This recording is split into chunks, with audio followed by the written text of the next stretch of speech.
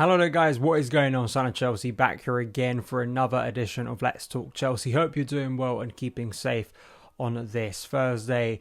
Today's news show, Pierre Emerick-Aubameyang, Chelsea confident their bid for him is going to go through. It's going to be accepted by Barcelona, and then we get into the personal terms and to see if Aubameyang will become a Chelsea player before transfer deadline day. And I want to speak about Christian Pulisic, that story about Man United, a potential loan and kind of his whole situation before transfer deadline day. Before we do get into today's news, I want to ask you guys, if you haven't already, hit that subscribe button and a notification bell so you don't miss any of the uploads on the channel. Also give this video a like because it helps new people find it as well. But let's get into it with Pierre Emerick-Aubameyang. This has been bubbling along, there's been so much speculation over Chelsea's interest in Aubameyang. And I think Matt Law, I spoke at him in my last video that Matt Law was reporting that Chelsea were preparing a bid, or Barcelona were expectant of a bid coming in. Apparently that bid has now come through, or at least Chelsea feel very confident that their offer for Aubameyang is going to be accepted by Barcelona here. Ben Jacobs from CBS, Chelsea confident their latest offer will be accepted. They are yet to discuss personal terms with him, with a meeting scheduled later for today. As reported yesterday, Xavi has told Aubameyang he's part of his plans. Tuchel also has spoken to Aubameyang and is convinced he'll move. So Aubameyang, we've sort of gone from this could happen, or it's being touted, to now it's pretty serious. Chelsea are going in there trying to get this deal done. And maybe just personally, it's trying to come to the reality of Aubameyang becoming a Chelsea player, because it is a little bit weird after seeing him for so many years at Arsenal, very recently making that move to Barcelona, watching the All or Nothing documentary, which doesn't paint Aubameyang and his character in the best of light. Of course, there's two sides to every story, but there are concerns that I do have, very real concerns. Out of the signings we've made so far, I think a lot of them I've been positive on. I really have. Raheem Sterling, Kalidou Koulibaly, Marc Cucurella, Carney Chukwuemeka, that's quite an exciting signing in itself. But the main ones that we've seen in the first team, Koulibaly, Sterling and Cucurella, this is the first one I am a little bit iffy on, because I can see the logic, because it's a short term, it's a now signing, that's what it is. It's about getting a player in who can hopefully add some productivity to an area that has not been that for so long, that sharpness that we've lacked. But the fallout at Arsenal, the feeling of Chelsea overspending on a player who won't be here that long, the cultural impact, as we've spoken about before, especially post the Lukaku situation, you throw all that in the mix. I guess the other side to this, as I spoke about the other day, is the relationship between the player and coach. That is something that obviously Lukaku and Tuchel did not have before he returned to Chelsea. And obviously quite clearly caused problems, not only tactically, but in terms of the environment and the characters there. That is something that obviously Tuchel knows Aubameyang very well, and you'd hope that if he was to come back to Chelsea, maybe you could soften some of that, and he could obviously form a good relationship with his teammates. Aubameyang has scored a lot of goals in his career. He's proved a prolific striker. How tactically he works, I think, is quite interesting. It's not as illogical as, say, signing Cristiano Ronaldo, because I think that obviously the coach and players worked together before, but also there is a bit of variety in Aubameyang. You could see him play off the left, potentially like we have seen him at Arsenal under different coaches. So it's not that he's sort of rooted to the spot, and maybe that's what Tuchel's looking at in the first 2 games of the season. He's seeing the dynamic, fluid movement that he wants, but we're lacking that focal point or someone that's going to be on the end of those chances. A few times this season already, we've seen a ball whipped in, whether it's from Reece James, whether it's from someone else, and there's just not someone there, or the person there isn't big enough, or doesn't have the striker instincts to take that opportunity. I think the other thing to say about this as well is when you think about the amount of games, I still, at this stage of the season, when we're only 2 games in, it's very easy to go, where are all these minutes going to come from for players? As we saw last season, given how many games we played, but also once injuries, fatigue, the need for rotation comes into effect, you realise that there is significant time for players. And just to give you a scenario, as we've seen in central midfield with Mateo Kovacic and N'Golo Kante, if one of Kai Havertz or Armando Broja goes down with an injury, who's playing there? If we let Callum Hudson-Odoi go, if we let maybe another wider player go, the options, at least if you're thinking about central attacking players, which Aubameyang obviously would come in to be one of those, becomes very thin. And maybe that's another part of it as well, is having those numbers. We've let Lukaku go, we've let Timo Werner go. I think both of those were right decisions, but having just bodies over the season who are going to be able to rotate and compete with Aubameyang, there's another part to it as well. You could sit there, I said this the other day, and I know some of you disagree with me in the comments, is it a better move for Chelsea to wait next summer for someone else?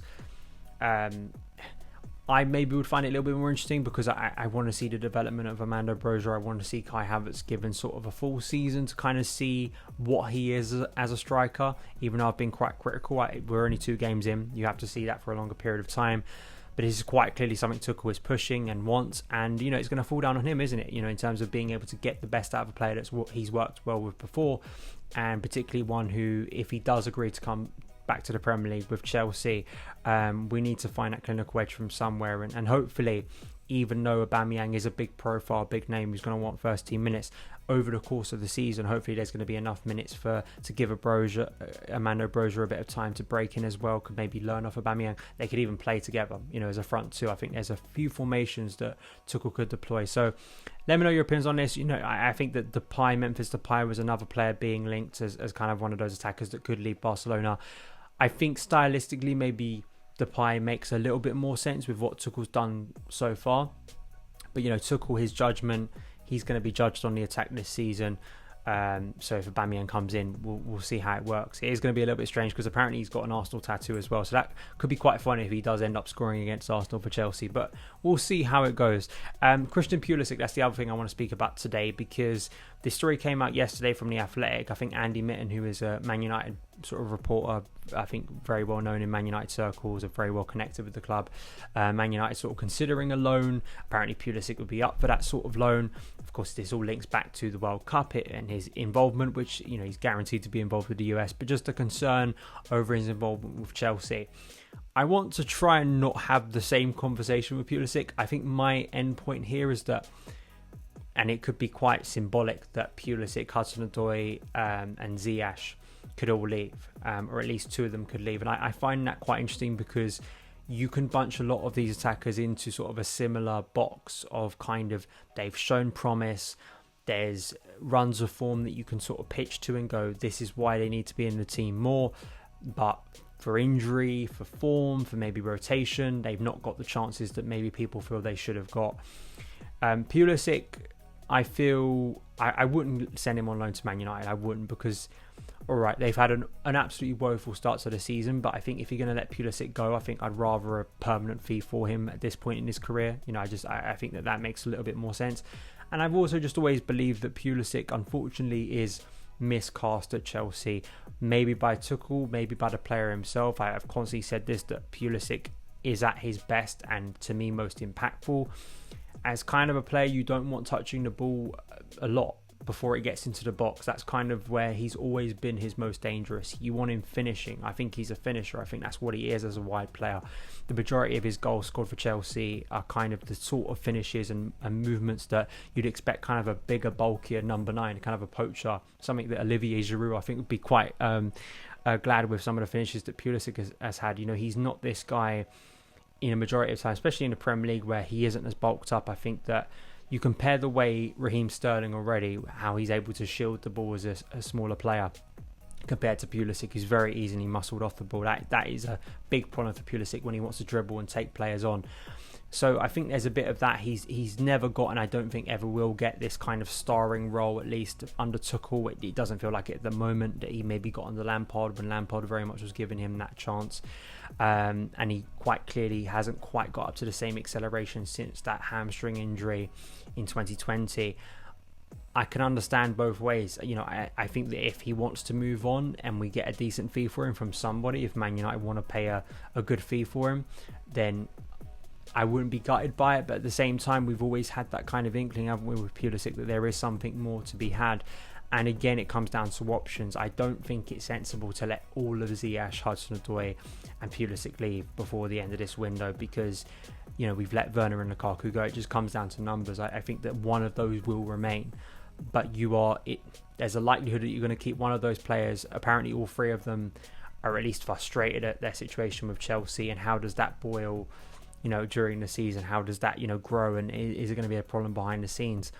Out of those 3, I think I'd like to keep Pulisic the most, because I still think there's potential for him to score goals, and be impactful off the bench, but obviously that's not the best situation for him. I've always said this, I know a lot of you guys, either American fans, people who quite like Pulisic. I think people need to be open to the fact that Pulisic hasn't always been this kind of flawless, incredible 10 out of 10 player on the pitch who is just harmed because a coach doesn't trust in him enough. I think that there have been some bad performances from Christian Pulisic, as there have been from a number of our attackers. But I want to know your opinions because, I can understand there may be some conflict. I can understand people who go, if he wants to go, let him go. But it's going to be a dramatic end to this window, I think, in a variety of ways for Chelsea. And as much as we've been talking about the incomings, Aubameyang, Fofana, De Jong, Anthony Gordon, I think there could still be some big outgoings because it's going to be a knock-on effect, right? If Chelsea sign Aubameyang and Anthony Gordon, those are two attacking spots potentially being filled up, and maybe that quickens things up over an exit for some of these players. Will it be Christian Pulisic, and will it be to a team in the Premier League like Manchester United? I think it's unlikely, but it's been a crazy window. But Man United have been acting in a crazy fashion currently. But let me know your thoughts on that. Thank you guys for watching today's news video. If you did enjoy it, hit that subscribe button and a notification bell so you don't miss any of the uploads on the channel. I am going to do my Q&A. I've got all the questions ready. I'm going to be recording that tomorrow, so hopefully it'll be out tomorrow or on Saturday, where obviously we're going to start to look towards the Leeds game as well. So follow me on Twitter at SonOfChelsea, and I'll see you again very soon. All the best.